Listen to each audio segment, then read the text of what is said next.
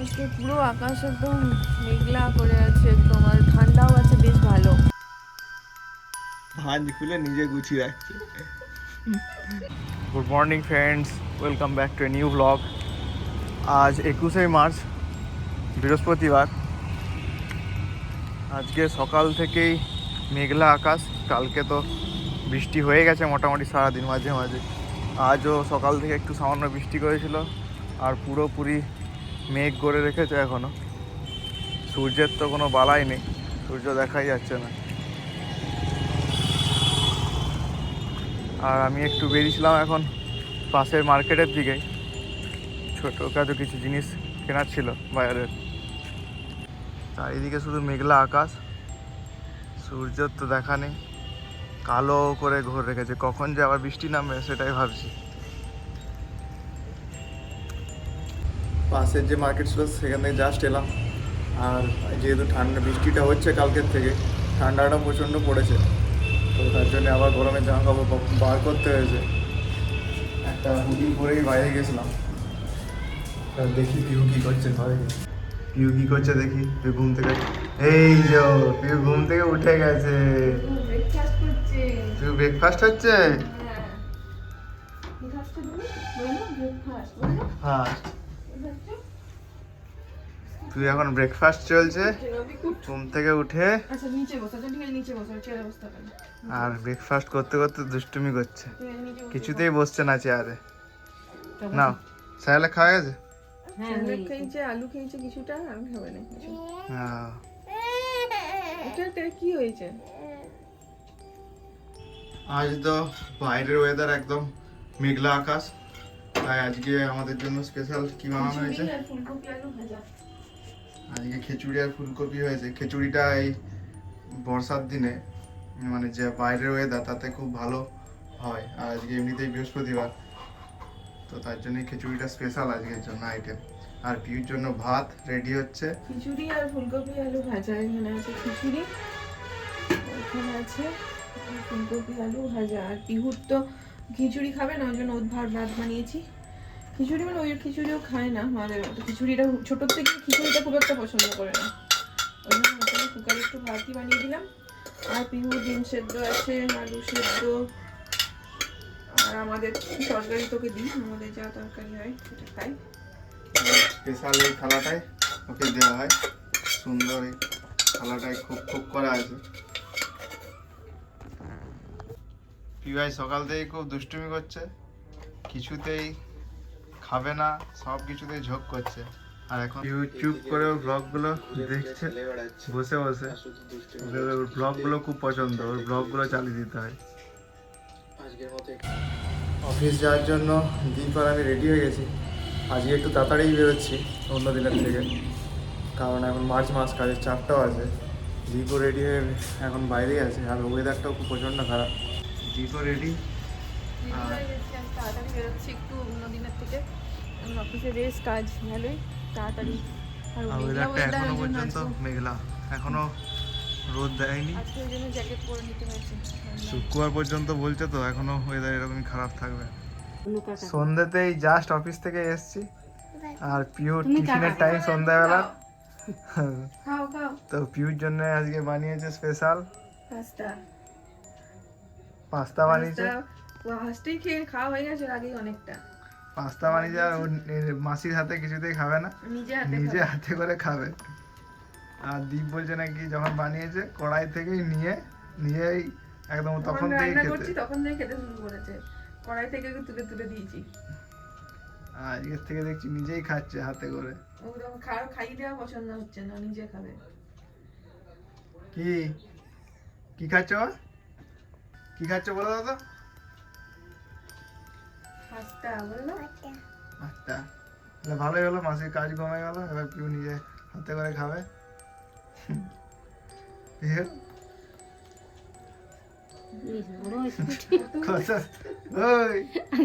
একসাথে খেতে হবে তুমি।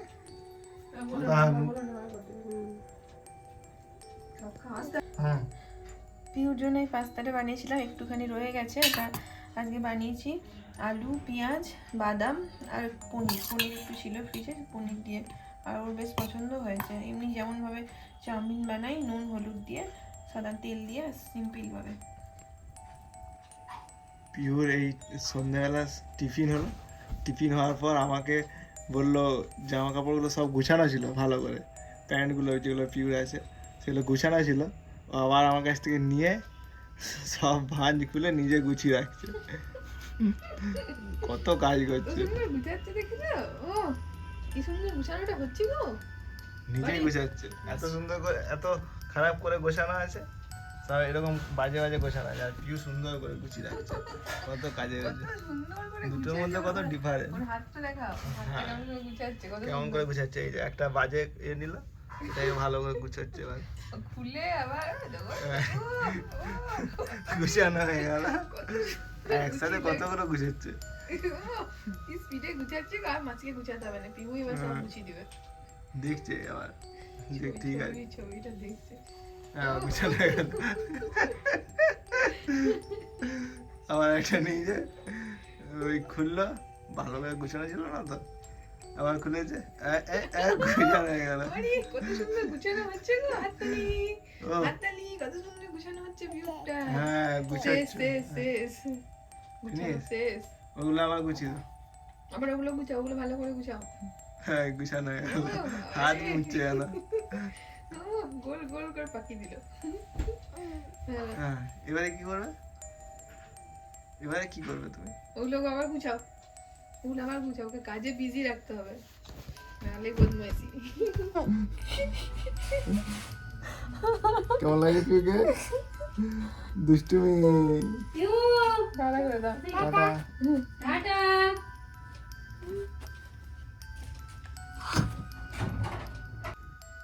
গতকাল মিসেস চৌধুরী ভার্সেস নরওয়ে সিনেমার কিছুটা অংশ দেখা হয়েছিল, মোটামুটি 1 ঘন্টার মতো, 1 ঘন্টা 1.5 ঘন্টার মতো দেখা হয়েছে। এরপর বাকিটা আজকে দেখবো, দেখা যাক কতটা দেখা যায়। এখন ঘড়িতে 9:30 অলরেডি বেজেই গেছে। মুভিটা খুব সুন্দর করেছে, নরওয়েতে যে সিস্টেম আর একটা মায়ের যে বাচ্চাদের প্রতি কতটা ভালোবাসা, মা বাবা, সেটা নিয়েই তুলে ধরেছে এই সিনেমায়। এর আগে একদিন চক নিয়ে দাগ কাটছিল দেওয়ালে সমস্ত জায়গায়, আর আজকে সমস্ত বিছানার চাদর সব জায়গায় দাগ কেটেছে পেনে। এই যে শুরু হলো দাগ কাটা, সমস্ত সুন্দর সুন্দর যে রং করা আছে সব এবারে নষ্ট করবে। নষ্ট করবে।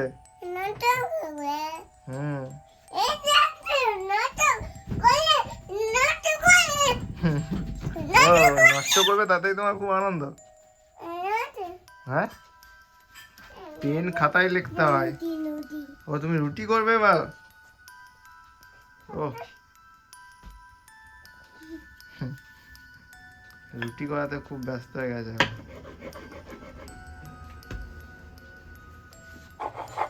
পিহুর এখন ঘুমানোর টাইম, ঘড়িতে বাজছে 11:30। খাওয়া দাওয়া আমাদের সবার কাজ কমপ্লিট হয়ে গেছে, আর পিহু এখন রুটি করতে বসেছে। আর আজকে তো বৃষ্টি সকালের দিকে হয়েছিল, তারপর সেরকম হয়নি, কিন্তু ওয়েদারটা প্রচণ্ড ভালোই ঠান্ডা আছে আর কি। তার জন্য পিহুকেও মোজা, দুটো জামা পরিয়ে রাখতে হয়েছে, আর আমাদেরও গরমের কাপড় আবার বার করতে হয়েছে, নাহলে ঠান্ডাটা বেশ চলেই গেছিলো। রোদও প্রচণ্ড দিচ্ছিল এই কদিন।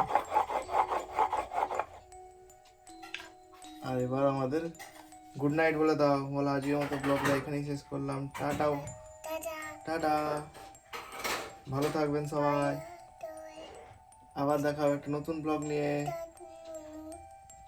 ভালো, আমার রুটি করা হয়ে যাক এবার, আর রুটি করে নিই, সব অনেক কাজ আছে আমার। হ্যাঁ, কটা রুটি করছো? অনেকগুলো রুটি করছো? হ্যাঁ।